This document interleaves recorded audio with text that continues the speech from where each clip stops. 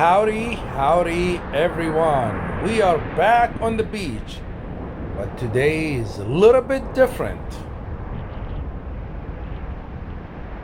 We are going on the beach with four-wheel drive Jeep. We are taking the Jeep on the ferry from Southport to Fort Fisher, North Carolina, and then we will drive on Fort Fisher State Park. And this is going to be really adventurous, guys.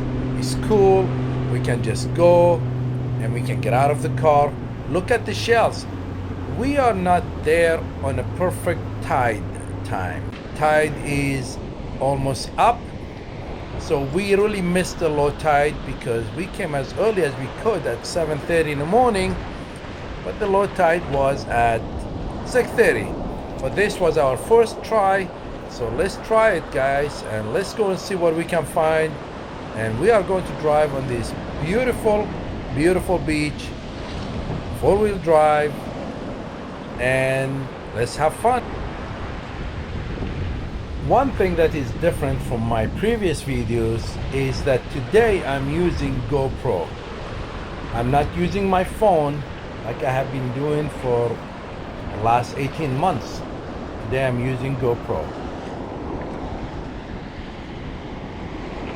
This beach is really one of the beaches that I find a lot of scallops, bay scallops, calico scallops, and there are a couple of different shells I don't find on other beaches in South Carolina. So we are going just to see what we can find. Let's enjoy it. And you guys know about the story about the ducks and jeeps. You guys know what the story is, do you? The story goes back to Ontario, Canada. And there was a lady whose name is Allison Parliament, and one day she got treated really verbally bad by somebody, and what happened is she went and took a yellow duck and placed it on a Wrangler Jeep, and after that she just didn't do it because of that. She just wanted to show some kindness. So now, after that, after a few years, everybody who has Wrangler, Jeep, they would put ducks on other people's cars. If you like the car that you want to have the same one, you put a duck on it. And so the whole thing is just it became really popular in Canada, United States, and now is all over the world.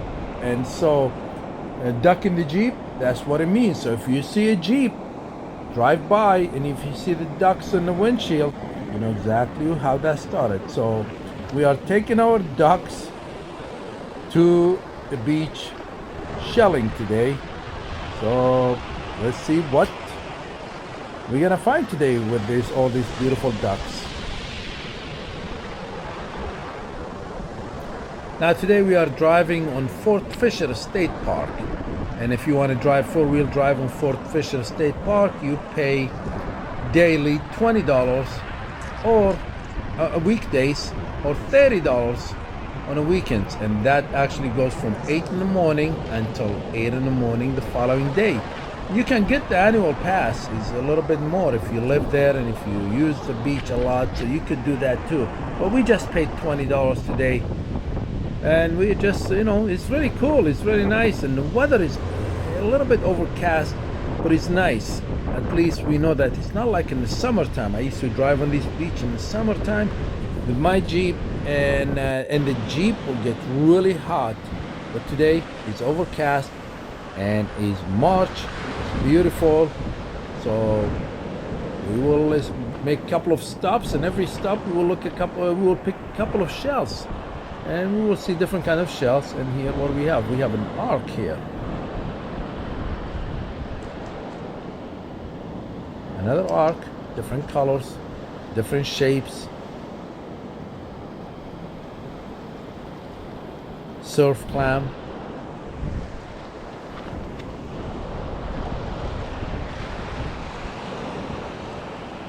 Fort Fisher is in North Carolina, and is famous for the Battle of Fort Fisher.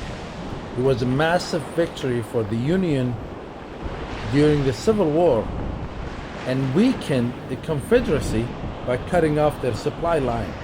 So this actually was very, very important place, important location for Confederacy.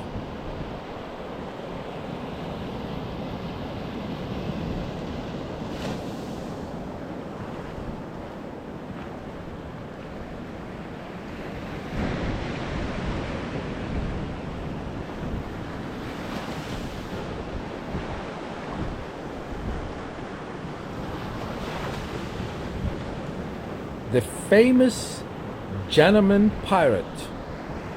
That was his nickname. His real name was Stede Bonnet, and his crew, who were all captured during the Battle of the Sandbars, and this area where we are just right now picking up the shells is right on Cape Fear River off of Southport, North Carolina.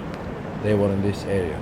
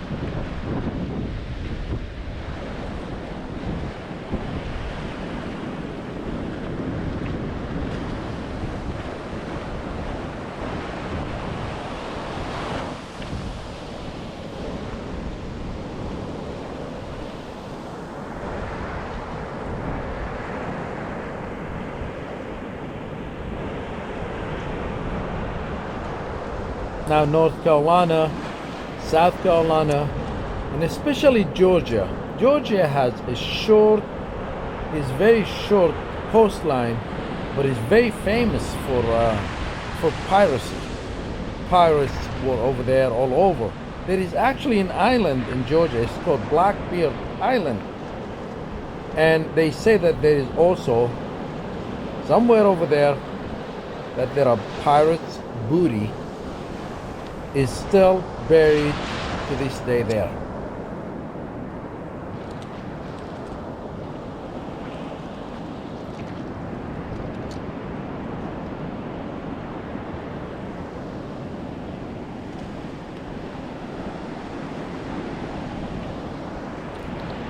On this beach I find a lot of scallops.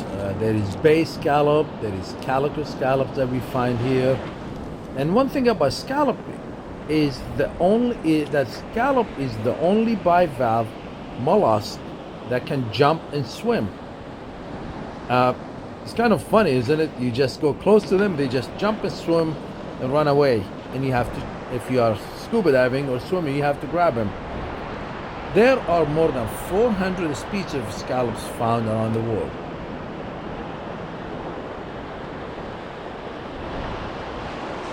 And while I'm at it here, and I don't want to keep talking about scallops the whole time, there is one thing about scallops is, unlike mussels and oysters, the scallops cannot close and seal its shell completely. It cannot close its shell completely. And what we see here is actually common bagola attached to a clam, quahog. And common bagolas are same family as moss animals. They are moss animals, saltwater moss animals.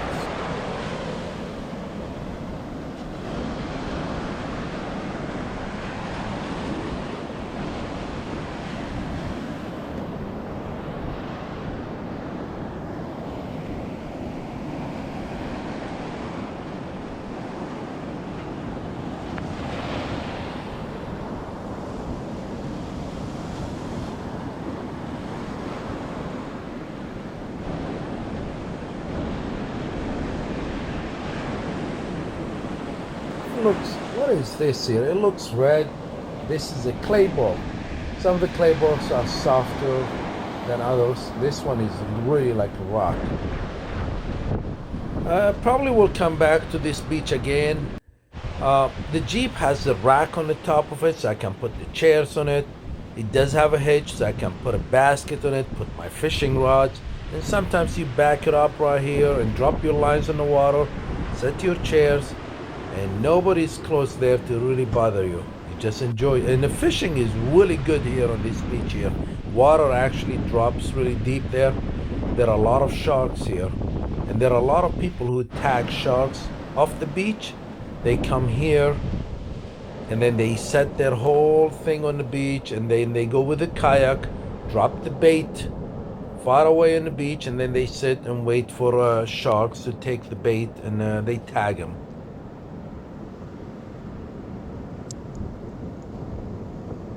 Just picking up a few shells here and there, and just some of them cool ones that I thought I might really need them for some of the future projects. So there are a lot of shells here. Like I said, we didn't get to the low tide. Low tide is we got there about an hour maybe late.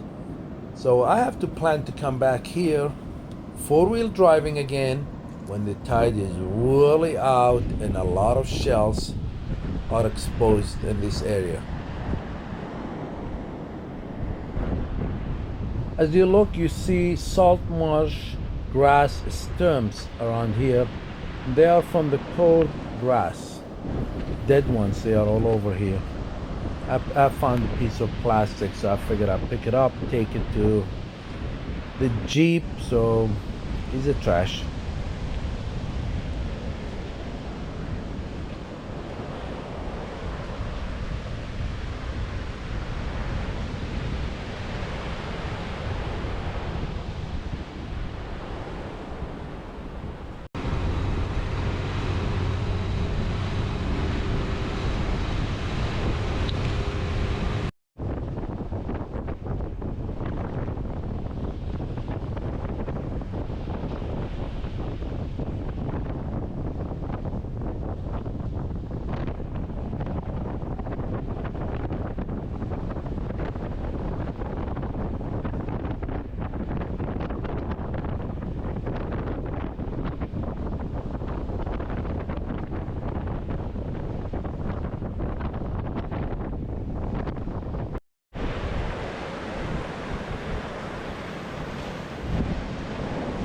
One of the things that I've been seeing a lot here is slipper snails.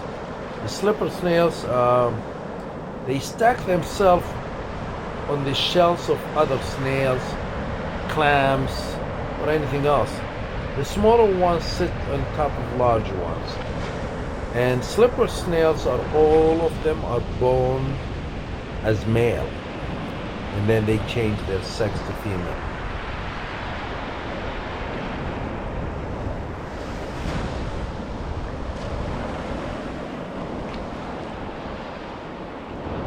Looky what we found is Imperial Venus clam. This clam in South Carolina, some people, they call it Pawleys Island shell. They think that it's only in Pawleys Island, South Carolina, but this shell actually you can find it from all the way from North Carolina all the way south to Brazil.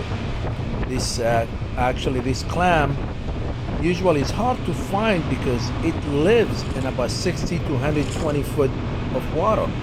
So if you find it in Pawleys Island, people, they say that they are good luck.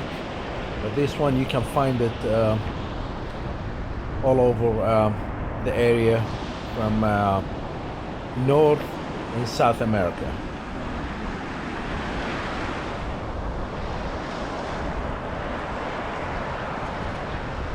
Now you guys see that we are finding a lot of scallops. The Imperial Venus clam that I showed you guys, the Pawleys Island shell, usually you find more of them around where the scallops are. And what we have here is a sea whip. Sea whip is considered as an octocorals because they possess 8 tentacles on each polyp. Um, and they usually wash up on the beaches here and all over on the East Coast. We find them in North Carolina, South Carolina. And if you see the color of it that looks like oranges, that means that it's just died, and the black part means that is the whip's skeleton. That means it's dead.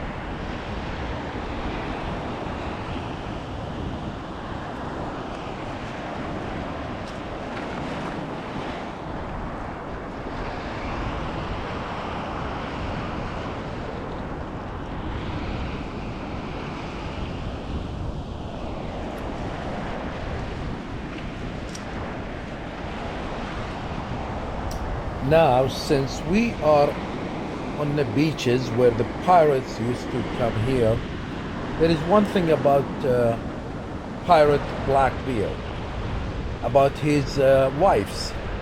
Blackbeard had as many as 14 wives, and the only one, the last one that he had, which was his legal wife, it was Mary Ormond. Mary Ormond was from Bath, North Carolina. Bath is in Somerset. Mary Ormond was the daughter of William Ormond, who had a plantation.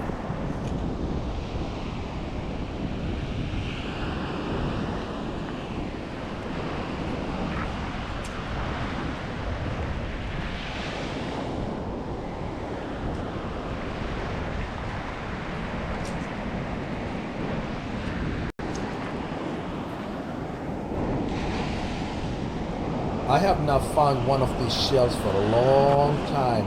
It's called bittersweet.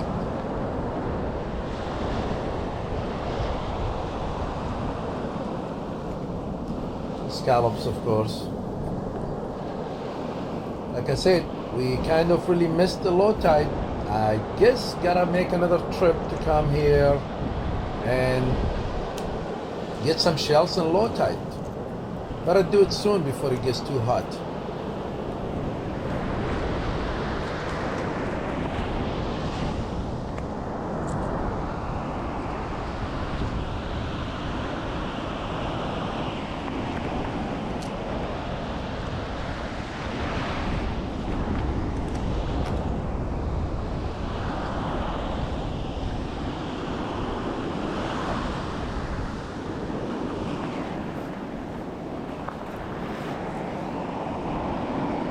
Water scallops. Now, there is a difference between bay scallop and calico scallop. The calico scallop has little dots on it, and that's the slipper snail there.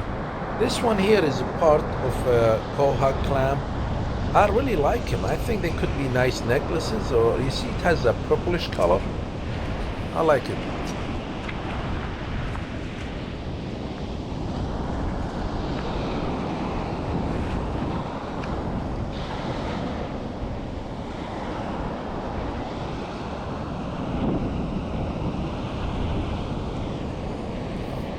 What we have is here, it's giant bittersweet. It's a baby one. Some part of it is black because it's probably set in the mud. Part of it was in the mud.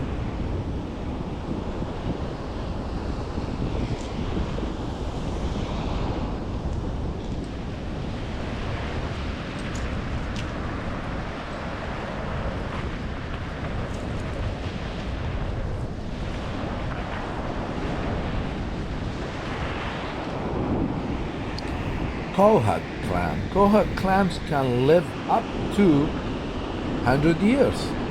You can tell how old the quahog is by counting the ridges on the outside of the shell. So if you count them, you'll be able to tell, because every year the season growth, and then it changes different season. It changes, so that's how you can tell how old they are. This one is a calico scallop. So this one has the little dots and all that on it. And this one here is a bay scallop.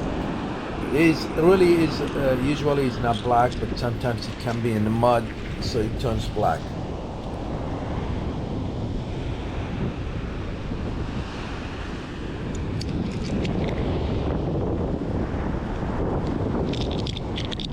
Here comes one of my favorite clams again. Clam shell again.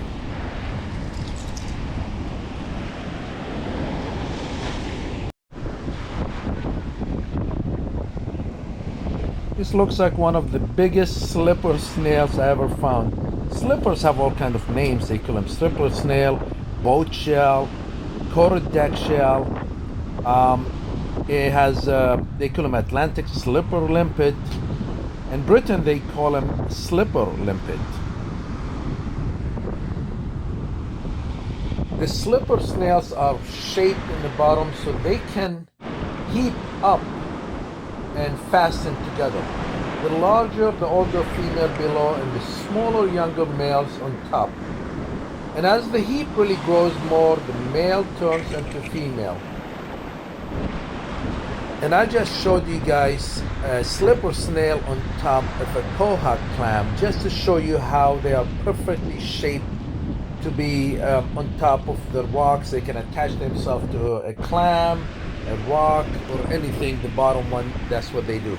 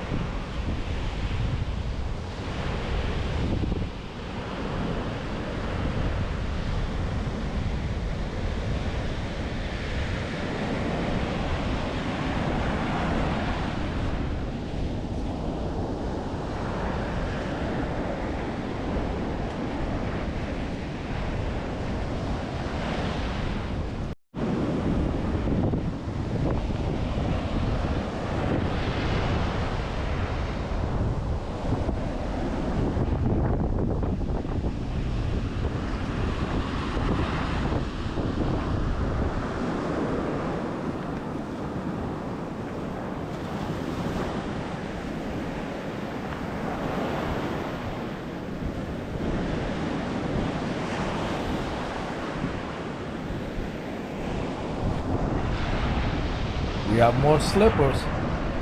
Now in United Kingdom, the slipper limpet is actually considered to be an invasive non-native species. If you release of any slipper limpet to the sea, is an offense within England.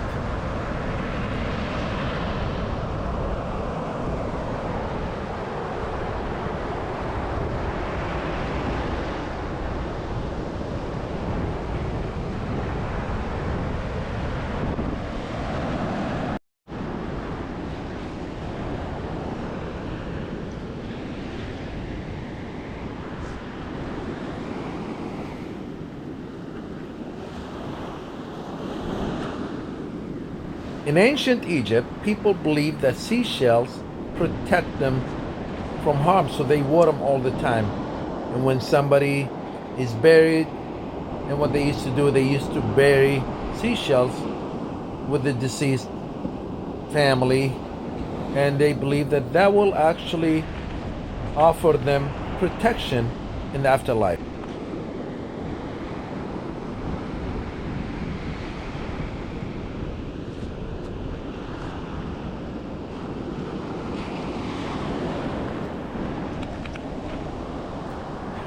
These holes probably were made by boring sponges. Boring sponges, they have this acid that really do that to seashells, and especially you see a lot of them on quahogs.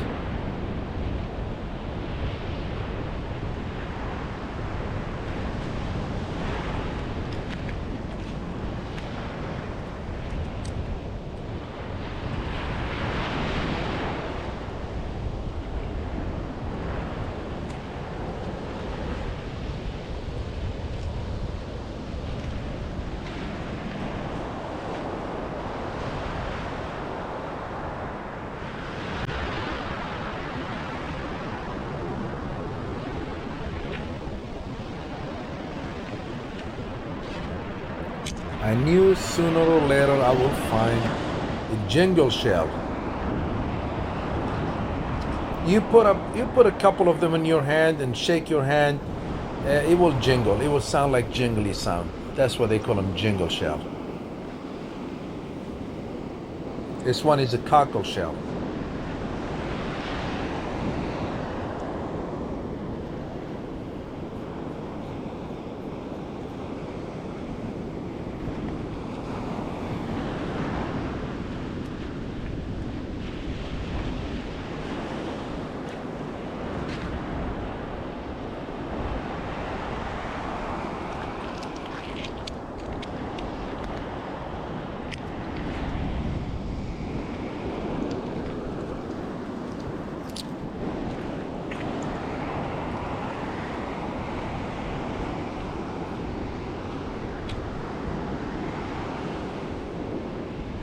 This is one of the biggest scallops I found here.